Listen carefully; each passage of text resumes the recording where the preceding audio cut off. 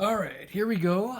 A little bit more about value. Now, this is a different type of value. This is value that is achieved with line art. Line art means it's solid black. So you may be looking at this sheet of Letratone, which has been cut up over the years. It used to be completely covered. But if you look at it up close, you'll see that it's made up of hundreds or thousands of little tiny black dots that give the illusion of gray. And perhaps you can see it a little bit better with this character here. See the dots there that make up the pattern. It's essentially a pattern in the shirt. It's all dots, but it makes it look gray. This was used quite a bit for comic book art and comic strip. So I'm just going to show you how it works. It's called Letratone. You can buy similar stuff online. It's sometimes known as Zipatone.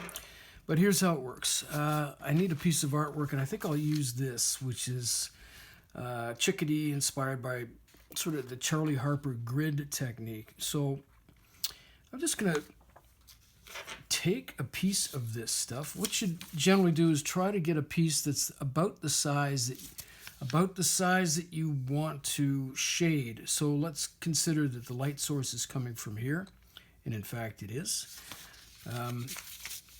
I just lost the sun here for some reason. All of a sudden my studio is very dark. I hope you can see this. So what I'm going to do is get a piece. I think this should do it.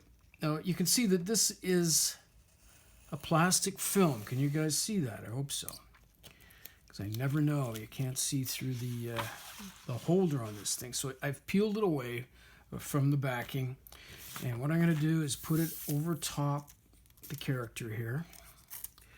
The little chickadee. All right. So the trick is simply cutting away the areas you don't want. So I want that curve of the belly, and I'll try to end it up around here. And I will cut away this section, trim it. Whoops, I've left a little bit of white area, but sometimes that's not such a bad thing.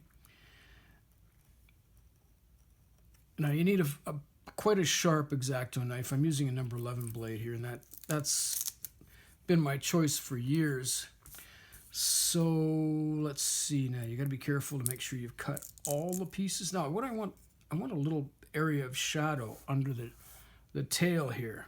So I'm going to cut that. Then I can remove all the rest, making sure that it's all there. There we go. Okay. Now, I kind of accidentally left that little white area, but it's not so bad. Sometimes what you will see quite often when you're shading is that there's reflected light and a little bit of lighter area there. So once it's down, you basically need to burnish it down somehow.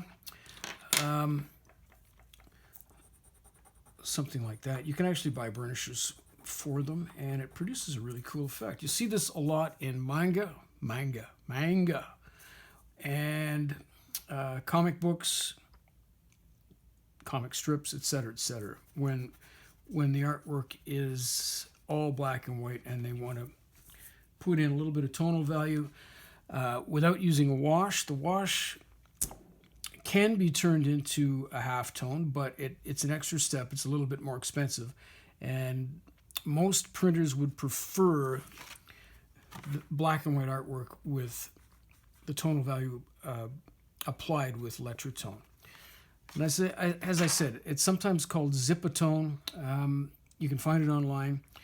If you want to give it a try, by all means. You can also, guess what? You can also achieve this effect in Photoshop fairly easily as well. And we'll play around with that later in the semester. And that's it for value, I think. Thanks a lot. See you soon. Bye now.